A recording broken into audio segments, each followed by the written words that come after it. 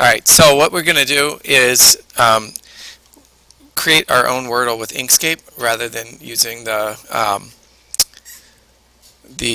Wordle application at Wordle.net. The Wordle that I made here is an Inkscape Wordle, and you can have more control over where you put your words and the arrangement and the layout. It's a little bit more difficult, to be perfectly honest, but it's an important thing to know how to do in terms of making these. If you can make it on your own, you're not dependent on Wordle to make it for you, and you have a lot more control over the size and the look and the feel of it if you create it on your own. So we need to go over, this is the first time we've gone into Inkscape, so it feels uncomfortable. It's back to like that first time when you worked in GIMP and it felt just a little bit uncomfortable. It's going to feel a little bit uncomfortable at the beginning, but it's not too hard. You just take it one piece at a time and it'll be fine. So the first thing we're going to do is open up Inkscape and talk about document properties. So that's the layout and arrangement, how we set up the document. We're going to talk about adding text and scaling text.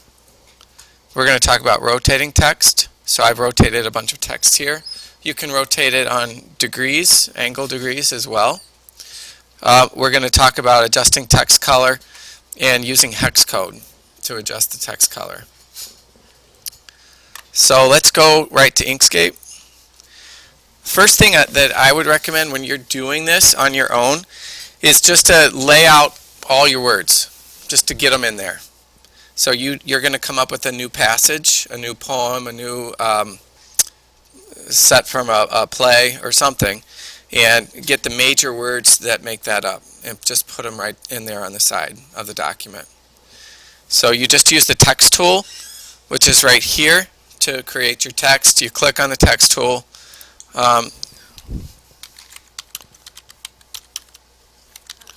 Some text here. Okay, so we have some text. I had preloaded this with some text.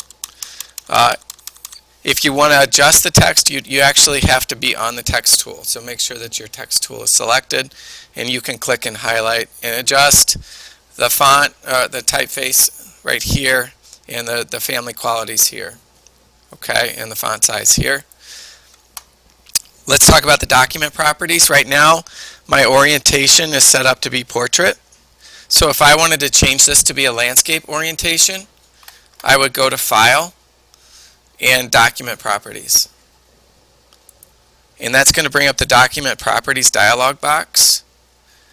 Once we're in here, we can set our general units. If we want to keep them at pixels, we can. If we wanted to adjust them to another type of unit, we can do that.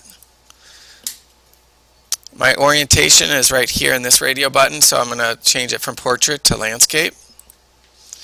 And I'll change my units to inches.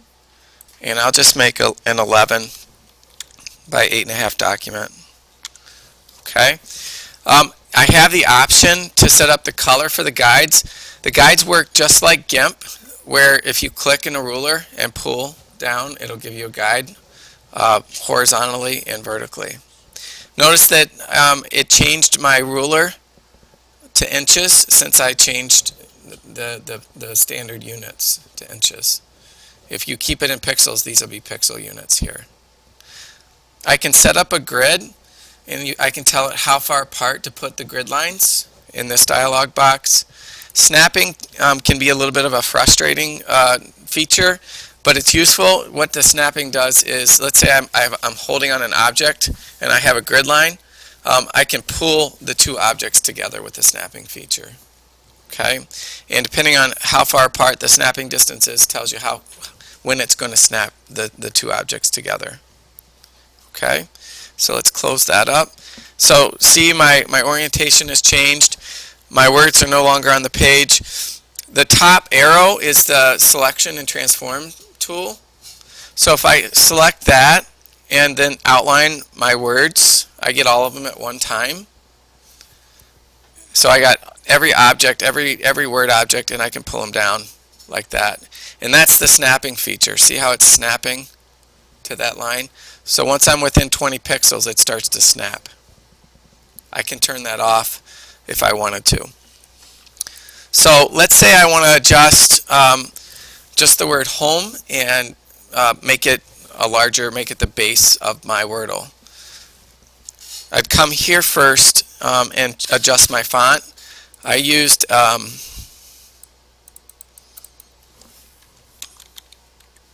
Gabriola for my font. I'll make that big, at least a little bit bigger. So I have a little bit of control just with the toggle on the font size right here. But Inkscape is really nice. I can take my transform tool, the arrow, I can move it, and I can totally distort it if I wanted to, like that. But that's going to cause a little bit of blurring when I do that. I can undo that. I can lock the ratio. So this lock tool right here, when I'm on the transform tool, lets me lock.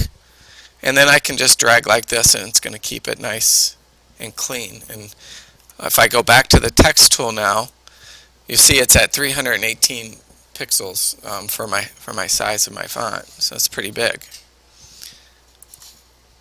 Pull that down. So that's adjusting the size with the transform tool.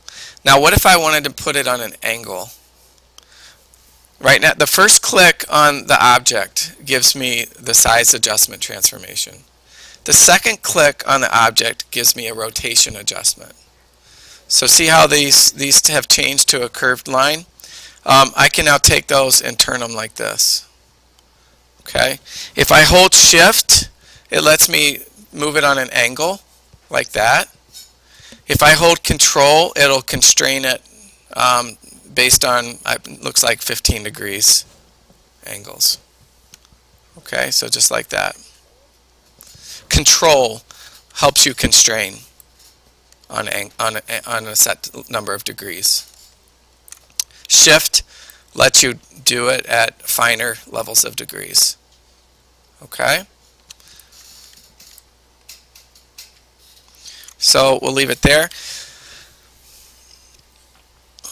And I should be able to just move that wherever I want on the page.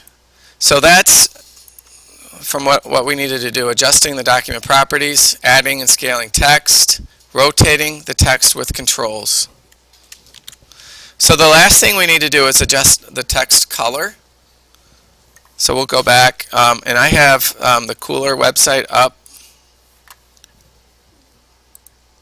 So if I wanted to make this medieval art, I could go there, and this little control box right here lets me know what the text, the hex colors, the hex code is for the colors.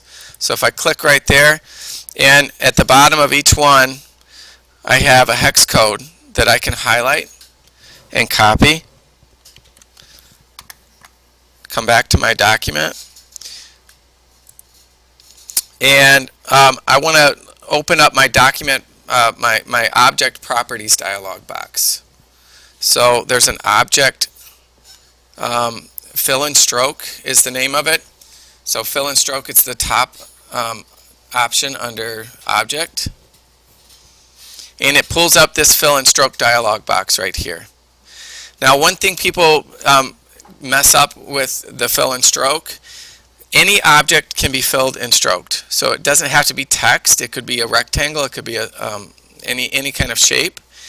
People will accidentally have the alpha channel down, and see what happens to the word home. It's still actually there, but you're taking away all of the color when you adjust the alpha channel down.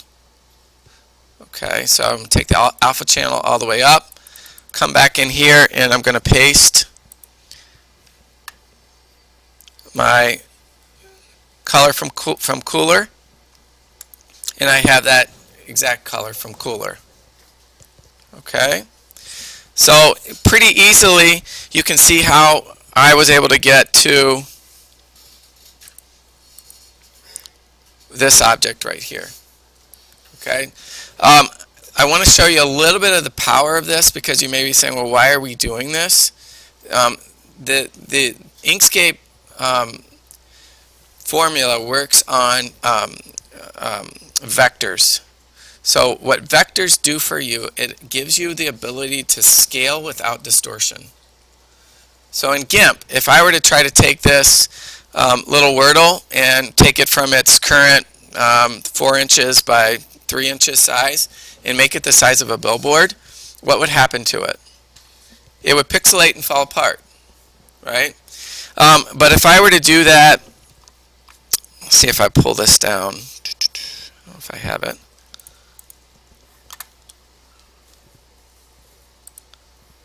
I'm going to pull down my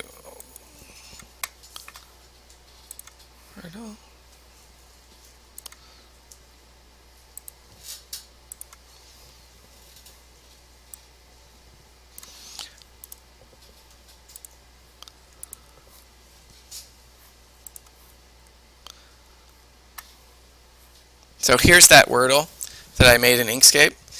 If I were to want to scale this, I could take my transformation tool, highlight, and I can get all of it at once. And then I can hold Control to keep the ratio locked, or I could lock the ratio. And I can make it really, really small. I'm going to hold Control and zoom in, or let's see, let go. Shift and zoom in with the plus. So I did a shift and a plus. Shift plus lets you zoom. Shift minus lets you go away. And even though I made it small, it's still held together just fine. I can take it, highlight it. It's still locked. I can make it really, really big.